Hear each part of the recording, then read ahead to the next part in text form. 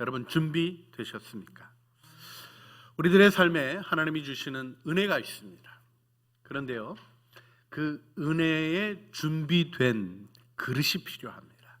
오늘 그 말씀 나누며 우리 모두가 2023년 그리고 여러분들의 삶 속에 계속 이어지고 부어질 하나님의 위대한 역사를 증언하시는 이 시대에 빛나는 증인들로 서시기를 주님의 이름으로 축원합니다. 할렐루야. 하나님은 우리를 사랑하십니다. 그래서 예수 그리스도 안에서 모든 신령한 복을 우리에게 주셨죠. 뿐만 아니라 우리가 이 세상 속에서 그 복을 드러내며 낙심한 자를 주께로 인도하고 넘어졌던 자를 일으켜 세우며, 그래서 우리 주님의 은혜의 해를 선포하는 하나님의 은총의 도구로 쓰임받고 세워진 줄로 믿습니다. 이때 우리가 하나님의 은혜가 솟아나는 일을 마음에 두어야 할 것입니다. 여러분, 지금 밖에 이제 진눈깨비 비슷하게 내리고 있는데, 비가 오면 온 세상에 물이 많아요. 근데 지나가고 나면 물이 없죠.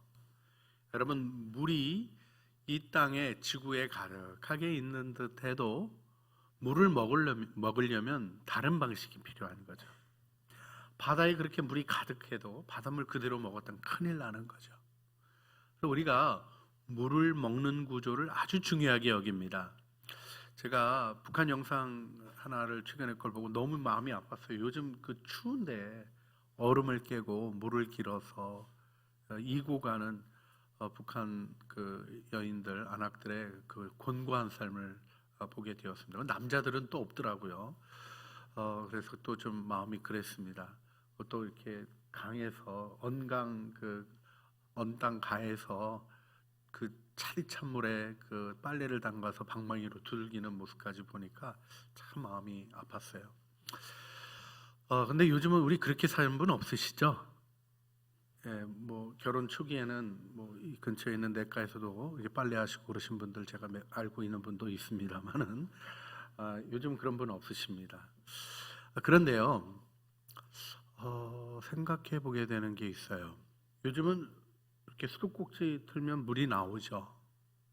그리고 생수기 이렇게 돌리면 물이 나오죠. 망가진 거 아닌 다음에 다 나오죠. 예, 그렇습니다. 근데요, 여러분, 우리가 우리의 삶의 자리에 이렇게 물들이 있는 곳이 있어서 정말 아프리카의 삶과는 다르게, 물 부족 국가들과는 다르게, 곤고한 삶과는 정말 다르게 풍성하게 살아가는데, 여러분 사막에 갈 때 뭘 가져가겠어요? 정수기 들고 가실래요? 아니면 여러분 집에 있는 비싼 정수기 그거 들고 가실래요? 아니면 물병 하나 들고 가실래요? 사실요, 뭐 엄청나게 비싼 몇백만 원짜리 정수기 들고 가는 것보다 500ml짜리 물 한 병 들고 가는 게 사는 길일지 모르죠. 맞습니까? 여러분 인생에 절박하게 물이 필요한 곳이 있어요. 거기 하나님이 은혜를 공급하셔서 물을 가져갈 수 있게 하시는데, 여러분 사막에까지 수도를 연결해서 거기서 수도꼭지 틀려고 하면 얼마나 많은 비용이 들어가요. 근데 그 비용을 버는 자가 돼야 되겠다고 애쓰는 모습을 혹시 가지고 계시진 않나요? 그릇만 잘 준비되면 물 담아가면 되는 거죠. 그릇만 잘 준비되면 아무리 메마른 곳에 가도 마실 물이 있게 되는 겁니다. 우리의 삶에서 우리가 하나님의 은혜로 채워지고 그 은혜를 더 갈망하고 하나님의 은혜 가운데 살아가는 일이 정말 필요하죠. 그런데요, 그 기쁨의 은혜를 담을 그릇이 준비되었는가를 꼭 생각해 보셔야 되는 이유가 바로 여기 있는 것입니다. 여러분, 우리는 아름다운 축복을 하나님께로부터 받았습니다. 근데 혹시 살펴보세요. 메마름의 증상이 있지는 않는가? 근데 내 영혼의 메마름이 과연 물이었기 때문인가? 물이 준비되지 않았기 때문인가? 물이 주어지지 않았기 때문인가? 우리가 고민하고 노력하지만 혹시 그릇이 깨져버린 것은 아닌지를 살펴보실 필요도 있어요. 여러분, 하나님의 은혜를 담는 그릇은 마음입니다. 마음이 깨지면 물이 셉니다. 폭포수같이 부어지는 은혜를 받고 있으면 폭포 아래에 있을 때는 괜찮아요. 그러나 나서자마자 물이 빠져나가는 걸 느끼기 시작합니다. 그리고 메마른 곳에 가서는 물 한 방울 마실 것이 없는 곤고한 삶을 고민하지 않을 수 없는 거죠. 주님은 우리의 마음을 귀히 여기시고 마음을 중시하셔요. 우리가 왜 주일마다 나와서 참회의 기도를 드립니까? 여러분, 아무리 귀한 그릇에 물을 담아 가려도 물 담기 전에 꼭 하시는 거 있죠? 뭐 하세요? 저는 씻는데 혹시 안 씻으세요? 물그릇을 보통은 씻죠. 우리 교인들 제가 이렇게 보니까 씻는 거 갖고 마음이 안 차시는지 뜨거운 물에 튀기기까지 하시더라고요. 수저까지 다. 뭘 튀겼다 그래서 뭘 기름에 튀긴 줄 알았더니 물에다 두고 튀기시더라고요. 깨끗이 소독해서 깨끗한 그릇을 만듭니다. 그릇에 독이 담겨 있으면 물을 담아도 먹을 수 없는 물이 되는 거죠. 그래서 회개의 기도를 드리는 겁니다. 하나님 앞에서 우리가 정결해져야, 온전해져야 하나님이 인정하시는 아름답고 거룩한 그릇으로 주님이 청소해 주셔야 우리가 하나님의 은혜를 담고 그 물을 우리의 삶의 자리에서 누리고 때로는 죽어가는 자에게 주고 나눌 수 있는 은혜의 사람이 되는 것이죠. 여러분, 이때 성경이 마음을 강조하신 말씀을 다시 한번 우리가 기억하길 원합니다. 잠언 4장 23절 말씀입니다. 무릇 지킬 만한 것 중에 더욱 내 마음을 지키라. 같이 읽어볼까요? 생명의 근원이 이에서 남이니라. 생명의 힘이 다른 데 있는 게 아니며 여러분의 환경에 있는 게 아닙니다. 여러분이 먹는 영양제에 있는 게 아닙니다.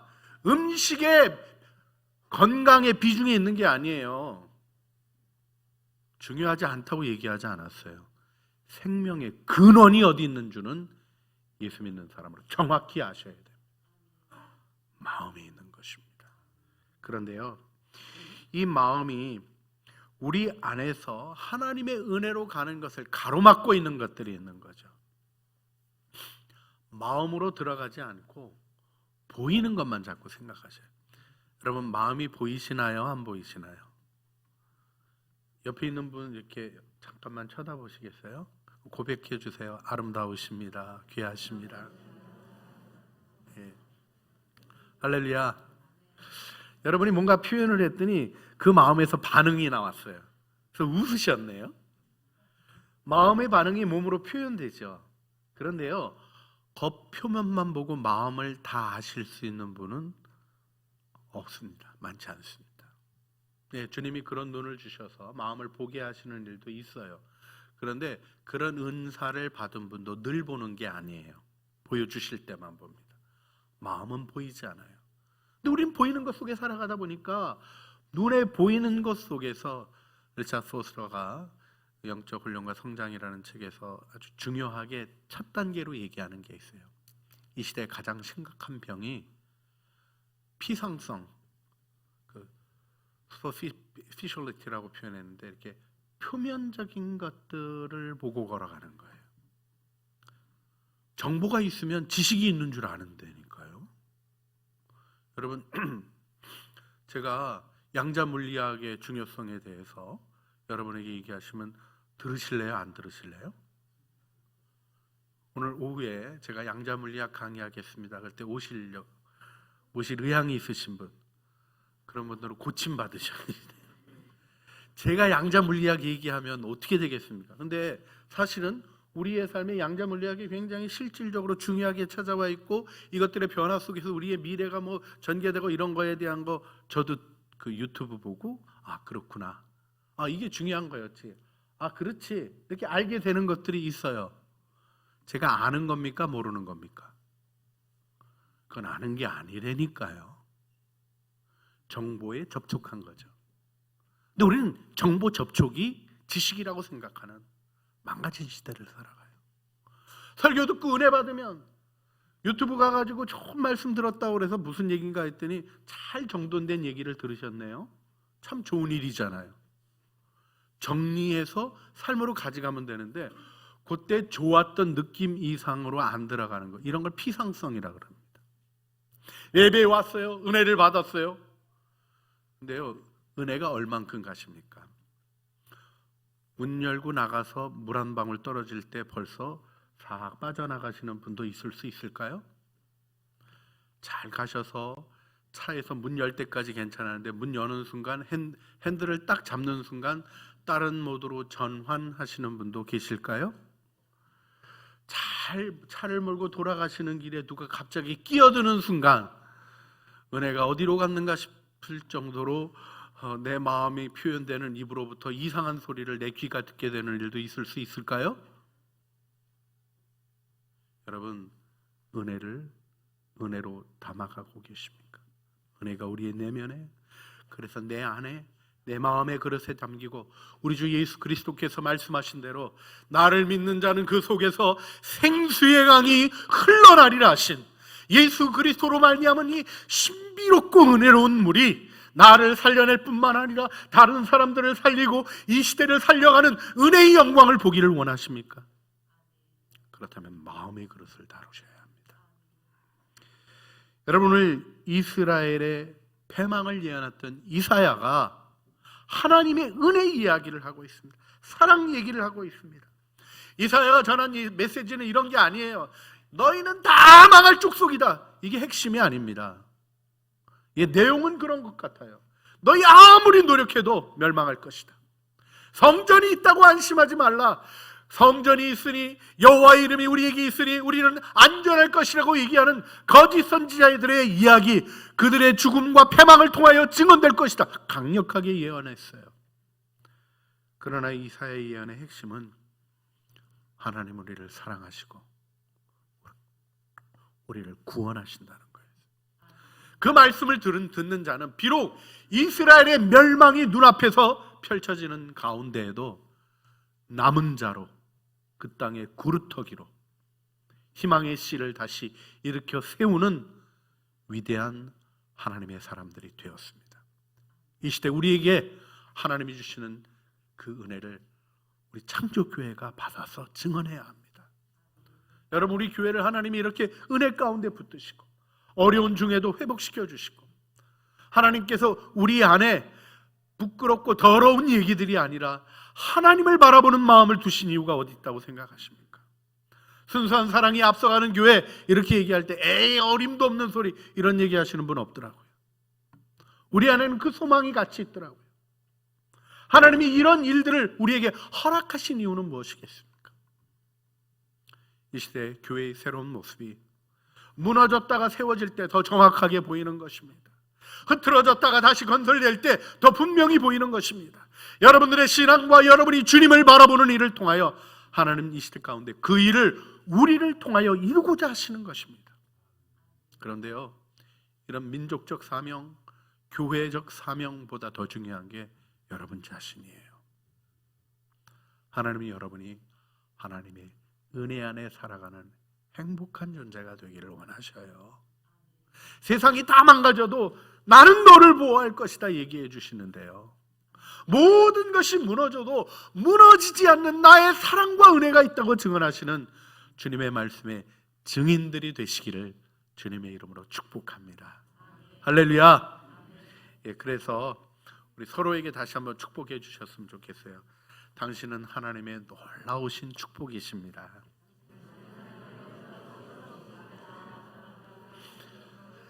네, 잘 따라해 주셔서 감사합니다. 복 받아라 그러지 않고 복이 되라 그랬는데 기쁘게 받으신 그대로 이루어 주실 줄 믿습니다. 이때 그러면 우리가 우리의 마음에 하나님의 기쁨을 받아내는 그릇을 오늘 본문이 무엇이라고 가르쳐 주시는지 주목하기를 원합니다. 먼저는 총괄적으로 성경 전체를 담아가는 일에 있어서 우리가 기억해야 될 것부터 말씀드리고 싶어요. 여러분, 은혜를 담는 하나님의 기쁨을 담을 수 있는 마음이 우리 안에 준비되고요, 그 다음에 중요한 게 있어요. 이게 자라가야 되잖아요. 이거 잊어버리시면 안 돼요. 자라가야 되죠. 저 어렸을 때 선교사님이 부흥 강사님이 오셔서 말씀했던 게 기억나요. 은혜를 받으려면 은혜의 그릇이 있어야지. 왜 손 벌리고 기도하는지 아니 이게 그릇이라고 뭐 이렇게 얘기하시면서 소주잔 들고 하지 말고 막 이렇게 얘기를 하셨는데 그제서야 소주잔이 작은 건 줄 알았어요. 보질 못했다가. 조그만 거 하면 안 되잖아요. 근데 여러분 자라가게 하시는 거 아시죠? 경험하셔야 되는 거예요. 생각 없으면 안 자라갑니다. 교회 오래 다녀도 맨날 요만한 거 나 하시는 분 얼마나 많아요. 자기를 못 넘어서요. 설교하는 저도 그래요.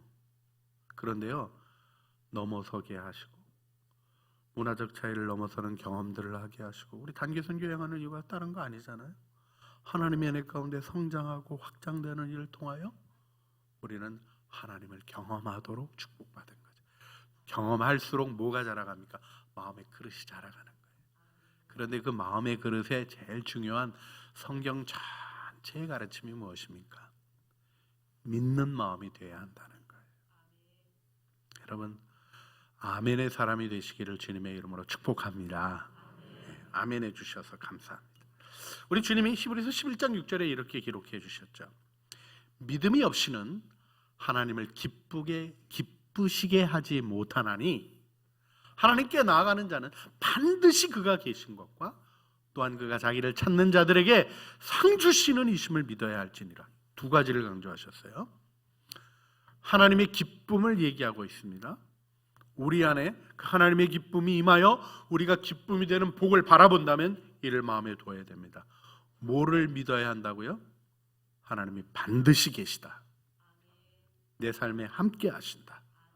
교회만 계신 게 아니라 나의 일터에도 나의 삶의 자리에도 내가 있는 모든 곳에 하나님이 계신다. 이걸 믿어야 되고요. 두 번째 뭘 믿어야 돼요? 그분이 나에게 좋은 걸 주신다. 여러분 좋은 사람 만나면 좋은 거 기대하죠. 부자 할아버지도 손녀들이 할아버지 만난다 그럴 때 뭐 기대해요? 부자니까 뭐 주실 걸 기대해. 그 보통 거 주는 게 아니라 아빠 엄마가 준비해 주는 거라면 비교도 안 될 뭔가 큰 걸 줄 걸 기대해. 그게 정상이에요? 이상한 마음이에요? 아이에겐 지극히 정상입니다. 우리 안에 그 정상성이 회복되어야 하는 것이죠. 성경은 죄를 다른 걸로 얘기하지 않습니다. 로마서 14장 23절 말씀 보면 의심하고 먹는 자는 정죄되었나니 이는 믿음을 따라하지 아니하였기 때문이라. 같이 읽어볼까요? 믿음을 따라하지 아니하는 것은 다 죄니라. 뭐가 죄라고요? 도덕적으로 범죄한 거? 그거는 성경의 기준으로 보면 매우 저급한 수준이에요. 성경이 정확하게 얘기하는 죄의 기준은 무엇입니까? 믿음을 따라하지 않는 것. 하나님이 계시고 나를 축복하신다는 그 믿음을 따라하지 않는 것은 아무리 바른 말인 것 같아도 죄예요. 아무리 옳은 행동인 것 같아도 죄예요. 왜요? 결과를 보면 알아요. 좋은 일 했는데 좋은 결과가 안 나타나요. 분명히 바른 말 했는데 그 말 들은 사람들이 다 마음 상해요. 하나님으로 말미암지 않았기 때문입니다. 그런데 더 중요한 게 있어요. 이 믿음이 우리의 노력의 결과가 아니라 하나님의 선물인 것입니다. 에베소서 2장 8절에 명확하게 얘기하셨죠. 너희는 그 은혜에 의하여 믿음으로 말미암아 구원을 받았으니 같이 읽어볼까요? 이것은 너희에게서 난 것이 아니요 하나님의 선물이라. 할렐루야. 근데 하나님이 이 선물을 모두에게 다 주셨다는 거예요. 할렐루야. 문제는 뭡니까? 받아서 펼쳐봐야 된다는 거죠. 여러분 선물을 받았어요. 선물 받으셨어요? 하고 연락이 왔어요. 네, 받았습니다. 그리고 끝났어요. 뭐 받았는지도 모르고 펼쳐보지도 않았어요. 한 번은 저희 집 주소가 잘못된 걸로 누가 너무 좋은 고기를 보내셨어요. 그게 옛날 아파트 그 경비실에 계속 오래 있었어요. 어떻게 됐겠어요? 뭐 더 이상 생각하고 싶지 않은 일이 일어났어요. 또 나중에 보니까 등급수가 또 너무 높더라고요. 가슴이 너무 아팠어요. 여러분, 선물은요, 받으면 어떻게 해야 돼요? 내가 받아야 돼요, 내가. 그리고는 펼쳐봐야 돼요. 그리고 누려야 되는 거예요. 믿음은 하나님의 선물입니다. 그래서 믿는 마음이라고 표현해 드린 거예요. 받아들이는 마음이 있어야 돼요.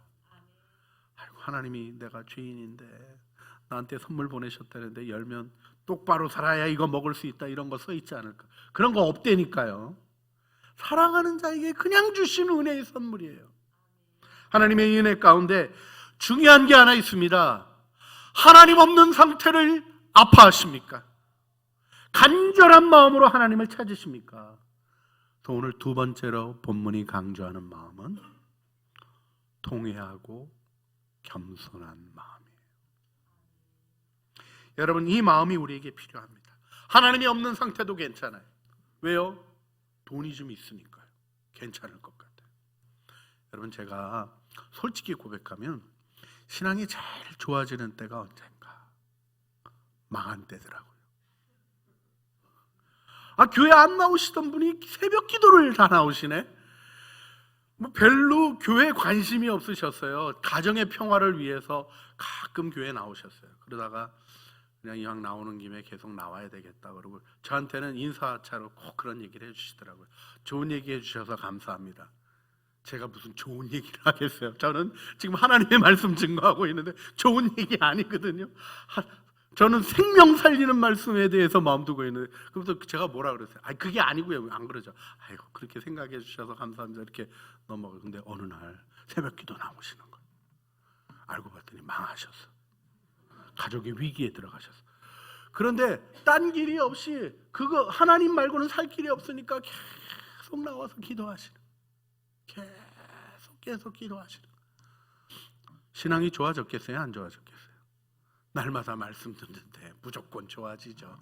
여러분, 우리가 예배드리고 주님 앞에 나오는 시간을 가질수록 신앙이 자라가는 거예요. 신앙의 성장은 주님 앞에 나와 함께 예배하는 시간, 주님 앞에 머무르는 시간, 묵상하는 시간과 비례하도록 되어 있습니다. 그거는 무슨 다른 게 아니라 그냥 당연한 원칙이에요. 밥 먹어야 배부르다, 이런 거 같은 거예요. 많이 먹으면 배부르고 적게 먹으면 조금 모자란 듯하다, 이런 거랑 똑같은 말이에요. 하나님 앞에서 자신을 세워가는 아름다운 은혜의 일들에 있어서 그런 일들을 하시다 보니까 어떻게 되겠어요? 기도도 달라지고, 그러더니 회개하시더라고요. 자기가 이런 거 잘못했다, 너무 자기 욕심으로 사업했던 것 같다고. 그리고 그 다음날 좋아지는 건 아니에요. 그런데 그분이 변화되시고 결국은 하나님이 그분을 들어 사용하시더라고요. 할렐루야. 하나님의 은혜를 바라보십시오. 은혜의 끈을 놓치지 마십시오. 하나님이 여전히 나를 사랑하신 줄 알고 오늘도 기대하는 마음으로 주님 앞에 나온 여러분들을 주님은 여전히 사랑하시죠. 그 은혜 속에서 우리가 하나님을 경험하는 것입니다. 여러분, 우리가 이때 하나님이 인정하시는 단계로 들어가는 걸 기억하셔야 돼요. 우리 갈라디아서 4장 9절을 잠깐 볼까요? 이제는 너희가 하나님을 알 뿐 아니라 더욱이 하나님이 아신 바 되었거늘. 여기까지 다시 한번 읽어볼까요? 이제는 너희가 하나님을 알 뿐 아니라 더욱이 하나님이 아신 바 되었거늘. 하나님도 아시겠지 뭐. 안다고 우기자 이런 거 갖고 되는 게 아니에요. 아신 바 된 것은 내 안에 증거라고 요한일서 5장이 표현하는 대로 확실한 증거로, 다른 사람이 다 부인해도 흔들리지 않는 증거로 하나님이 주십니다. 근데요, 하나님이 전지전능하시니까 아시지, 이런 알물 얘기하는 겁니까? 그런 게 피상적인 거예요. 하나님이 내 이름을 아시고 내 삶을 아시고 나를 지으시고 오늘도 나를 여기 예배하는 자리로 이끄시고, 이걸 알면 악하고 천한 초등학문으로 돌아가지 않아요. 이 은혜 안에 서라는 거예요. 지금 갈라디아서 복음의 핵심을 이야기하는 그 서신을 사도 바울이 보내면서 강력하게 강조하는 건 무엇입니까? 하나님과의 관계가 열려졌고 하나님을 알 뿐 아니라 아신 바 된 자임을 확증하라는 겁니다. 이것이 믿는 마음이 주님을 갈망하는 태도로 나아가게 하는 중요한 요소입니다. 이 갈망하는 마음 가운데서 마태복음 3장 4절 5절 심령이 가난한 자는 복이 있나니 천국이 저희 것이며 그들의 것이며 애통하는 자는 복이 있나니 그들이 위로를 받을 것이며. 팔복은 얼핏 보면 복 같지 않아요. 근데 주님이 분명히 복이 있다. 복이 있다라는 저 표현은요, 막 기뻐서 미칠 듯이 기쁨이 차오르는 상태를 얘기해요. 이 마카리오스라는 이 헬라어가 영어로 hilariously happy, 미칠 듯이 기쁘다 이렇게 번역을 해요. 너무 솟아나는 것이 있는 기쁨. 누구에게 있어요? 하나님을 갈망하는 자에게. 왜요? 하나님이 채우시니까. 하나님의 것이 주어지니까. 내가 바라는 돈 쥐면요, 돈이 딱 쥐는 순간에 내가 하고 싶었던 일을 진행하려고 하는 그 일에 모자라는 걸 경험해요. 하나님의 일은 그렇지 않습니다. 솟아나는 하나님의 능력이 되어지는 것을 우리는 보게 되는 것이죠. 이때 우리가 하나님이 우리를 축복하신 마음의 그릇이 세워진 상태를 마음에 두어야 되는데, 오늘 본문 말씀이 표현하는 것은 하나님의 평강을 받아들이고 고쳐진 마음이에요. 여러분, 오늘 본문 말씀에서 하나님이 아주 중요하게 강조해 주시는 거가 뭔가 다시 한번 본문을 좀 관찰해 보셨으면 좋겠어요. 여러분, 하나님이 오늘 본문 말씀에서 강조하는 거가 있어요. 오늘 본문에는 하나님의 뜻대로 살아가지 못하는 죄인이 등장해요. 근데 이 죄인에 대한 모습들이 쭉 설명되는 것과는 다르게 악인이 표현됩니다. 그래서 이 모습을 구분하시는 게 굉장히 중요한 과제입니다. 오늘 그 구분을 마음에 딱 두고 돌아가시는 주일 되시길 바랍니다. 16절 보면 하나님이 죄인을 대하는 태도를 얘기하시는데, 지금 주님이 원하시는 건 15절에 표현하는 대로 마음이 통회하고 마음이 겸손한 자, 통회하고 마음이 겸손한 자, 그의 마음, 그 겸손한 자의 영을 소생시키고 통회하는 자의 마음을 회복시켜 주시는 소생시켜 주시는 하나님의 은혜가 있잖아요. 그런데 이 대상이 되고 있는 사람이 누군가를 보셔야 돼요. 16절 어떤 말씀을 하시죠? 내가 영원히 다투지 아니하면 내가 끊임없이 노하지 아니할 것은 내가 지은 그의 영과 혼이 내 앞에서 피곤할까 함이라. 이게 무슨 말씀입니까? 죄를 지으면 하나님이 물으셔요? 묻지 않으셔요? 물으셔요. 우리 양심의 가책이 일어나고요, 하나님의 말씀을 읽을 때마다 생각나게 하시고 죄를 돌이키라고 하십니다. 돌이키면 되는데 안 돌이키면 하나님이 포기하시나요? 끊임없이 말씀하시나요? 계속 말씀하셔요. 그때 얘기하시는 거예요. 근데 가만히 널 보니까 내 영혼이 다퉜다가 네가 다 망가지겠구나, 이 얘기를 하시는 거예요. 내가 지은 그의 영과 혼이 내 앞에서 피곤할까 함이라. 징계를 받아서 머리끝부터 발끝까지 새로 맞은 상처인데 또 맞으려고 하니 어쩌면 좋겠니? 그런데 돌이키지를 않고 내가 때렸다 하는 이제 네가 다 쓰러져서 살아나질 못하겠구나, 그 얘기를 하시는 거예요. 그런데 하나님이 죄를 분명히 하셔요. 17절 그의 탐심의 죄악으로 말미암아 내가 노하여 그를 쳤으며 또 내 얼굴을 가리고 노하였으나. 징계하셨다는 거예요, 안 하셨다는 거예요? 하셨다는 거예요. 그럼 징계하면 어떻게 해야 돼요? 정상입니까? 징계를 깨닫고 돌이켜야 되는데 이 사람 돌이켰습니까? 안 돌이켰습니까? 그가 아직도 패역하여, 중요한 표현이 나와요. 자기 마음의 길로 걸어가도다. 자기 생각이 하나님의 뜻이라고 거의 확신하고 있는 거예요.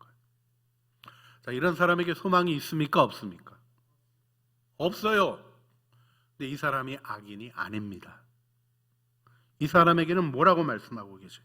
18절 내가 그의 길을 보았은즉, 그의 길을 보았은즉 하는 게 무슨 말이에요? 돌이키지 않는 이 망가진 모습을 내가 보았다, 이 얘기를 하시는 거예요. 그런데 어떻게 하시겠다는 거예요? 내가 그를 고쳐주겠다, 그를 인도해 주겠다, 그와 그를 슬퍼하는 자에게 위로를 다시 얻게 할 것이다. 슬퍼할 수밖에 없는 거예요. 그도 슬퍼하고 다른 사람도 슬퍼할 수밖에 없는, 나의 파국은 고쳐질 길이 없습니다 하는 이 얘기를 하고 있는 거예요. 여러분, 다윗이 하나님 앞에서 회개의 기도를 드렸던 시편 57편 17절을 보게 되면 하나님이 구하시는 제사는 상한 심령이라. 하나님이여 상하고 통회하는 마음을 주께서 멸시하지 아니하시리라 하는 표현이 나와요. 여러분 교회 오면 맨날 상하고 통회하는 마음이 되라 그러는데 상하고 통회하는 마음을 주님이 환영하실 것입니다 이렇게 쓰지 않고 주께서 어떻게 안 하신대요? 멸시하지 않으실 것이다. 여러분 이 표현에는 어떤 마음이 담겨 있는 겁니까? 자기의 상하고 통회하는 마음에 있는 자기의 좌절과 절박이 담겨 있는 거예요. 야, 진짜 안 고쳐지는구나. 정말 나는 변화되지 않는구나. 이 모습으로 뒤집어 쓰고 저 모습으로 가려보려고 해도 정말 나는 영적으로 파산했구나. 자기도 자기를 귀히 여길 수 없는 상태를 직면하는 거예요. 그런데 다윗이 깨달은 게 뭐예요? 하나님이 그 마음을 멸시하지 않는다는 거예요. 여러분 내 깨어진 마음이 나의 독백에 있는 걸 불평이라 그러고요. 그걸 하나님께 드리는 걸 기도라 그러는 겁니다. 다른 게 아니에요. 주님 나는 영적으로 파산했습니다. 주님 기도하지 않는 내 죄, 말씀 묵상하지 않는 내 죄, 하나님의 사랑으로 사람들을 존중하고 대하지 못하는 내 죄, 하나님 앞에 해결받을 길이 없습니다. 나는 고쳐질 길이 없습니다 하는 그 고백을 오히려 주님은 기쁘게 받으신다는 거예요. 그리고는 뭐라 그러시는 거예요? 내가 고쳐주겠다, 내가 너를 위로하겠다는 사랑의 하나님임을 드러내 주시는 거예요. 예수 믿는 건 다른 거 믿는 거 아니에요. 이 사랑의 하나님을 믿는 겁니다. 그 사랑의 하나님을 경험하는 것입니다. 그러면 이 세상의 죄인들도 긍휼히 여기고 함께 하나님의 구원으로 이끌어가는 하나님의 사람으로 우리 모두가 서게 되는 것입니다. 자, 여기서 악인은 누구입니까? 하나님이 악인에 대해서는요 아주 간단하게 선언하셔요. 하나님의 말씀에 악인에게는 평강이 없다. 악인은 평온함을 얻지 못하고 그 물이 진흙과 더러운 것을 솟구쳐내는 요동하는 바다 같다. 야고보 우리 말씀들 속에서 유다서 표현을 보게 되면 자기의 수치의 거품을 뿜어내는 거친 바다의 물결 이런 표현도 나와요. 끊임없이 솟아나는 게 상처 주는 얘기, 힘들게 하는 얘기, 괴롭게 하는 얘기, 원망과 불평으로 가득한 것을 어떤 때 우아하게 표현하는 것 같은데 그 우아한 말이 우아하지 않다니까요. 절제한 것 같은데 절제된다고 해결된 게 아니라니까요. 계속 끊임없이 수치의 거품을 뿜어내는 것 같은 악인, 그는 누굽니까?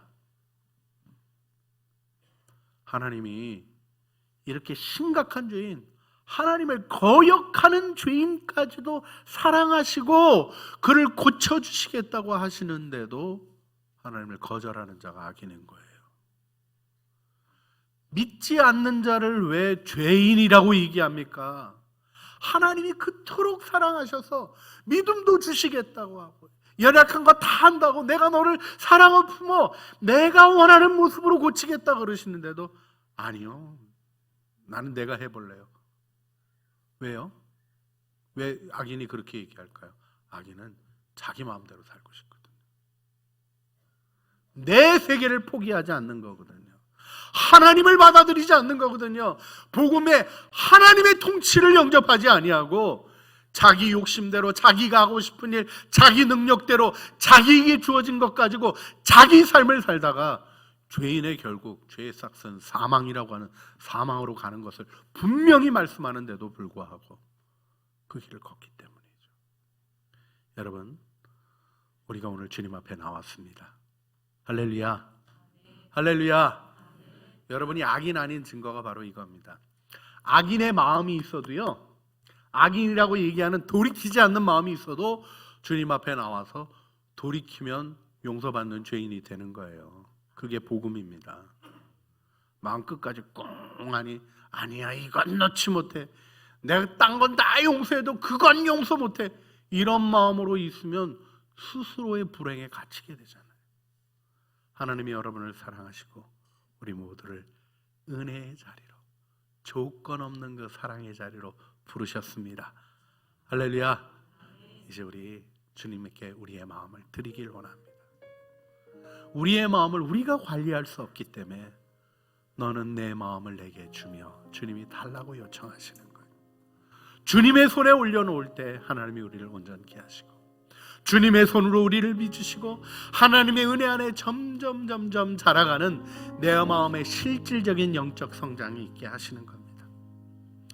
이 시간 함께 주님을 바라보겠습니다. 여러분, 주님을 사랑하시고 주님의 사랑을 받아들이기로 결정하십니까? 나의 모든 문제, 내 깊은 손까지 다 하시면서도 나를 사랑하신다고 이야기하시는 오늘 본문의 말씀을 통하여 나는 끝까지 너를 사랑해 얘기하시는 그 사랑 거절하지 않고 받아들이기로 결심하십니까? 그러면 우리가 주님 앞에 서기를 바랍니다. 제가 기도하겠습니다. 주님, 죄인을 사랑하시는 주님의 아름다운 사랑에 감사합니다. 완악하고 완고한 꽃조차 긍휼히 여기시며 오히려 우리 영혼이 깨어질까 조심스레 우리의 마음을 다루시는 하나님의 섬세한 사랑의 손길, 한없이 너그러우신 그 배려에 감사드립니다. 그 풍성하고 너그럽고 충만한 사랑, 그 사랑 믿게 하여 주시옵소서. 그 사랑 갈망하며 끝까지 따르게 하여 주시옵소서. 평강을 선언하시며 하나님의 통치를 완성하시는 하나님의 능력 안에 서서 믿음으로 주님의 선물을 받는 아름다운 마음의 그릇이 준비되게 하여 주시옵소서. 우리 구주 예수 그리스도의 이름으로 기도합니다. 아멘. 오늘은 곡조가 달린 기도 279장으로 하나님 앞에 함께 올려드리겠습니다.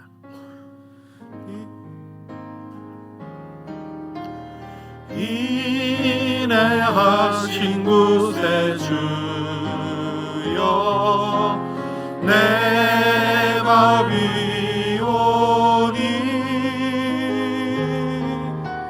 죄인오라 하실 때에 날 부르소서.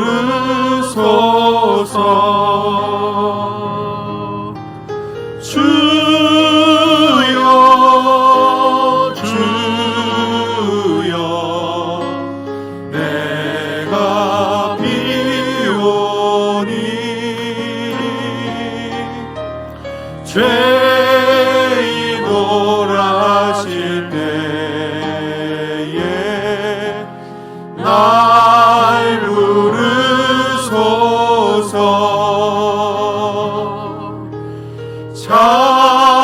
자비하신 보좌 앞에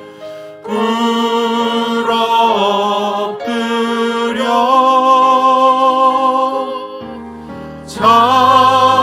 자복하고 회개하리. 믿음 주소서. 주여 주여 내가 비오니 죄인오라 하실 때에 날 부르소서.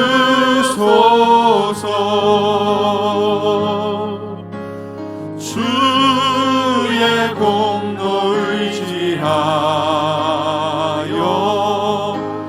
주께 가오니 상한 마음을 고치시고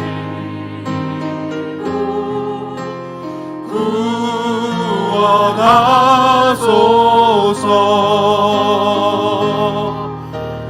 주여 주여 내가 비오니 죄인오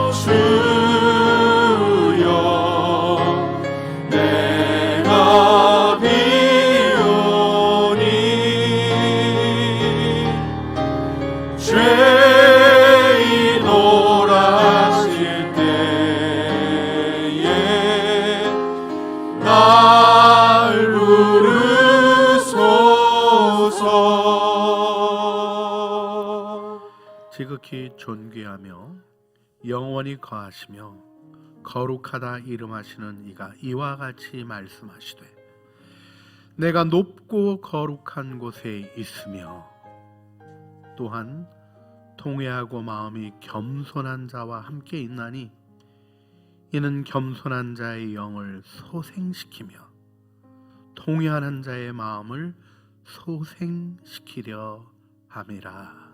아멘. 이제는 우리 주 예수 그리스도의 은혜와 아버지 하나님의 사랑과 성령 하나님의 교통하심이 통회하고 마음을 겸손히 하여 오직 주님의 그 무조건적이고 용납하시며 사랑하여 고치시는 온전한 은혜를 사모하며 그 은혜의 기쁨을 담아가는 마음의 그릇이 자라가기를 소원하는 사랑하는 주의 자녀들 머리 위에와 은혜로 주신 가족 식구들 가운데 창조 교회 위에 이제로부터 영원 무궁토록 함께 있어지이다. 아멘.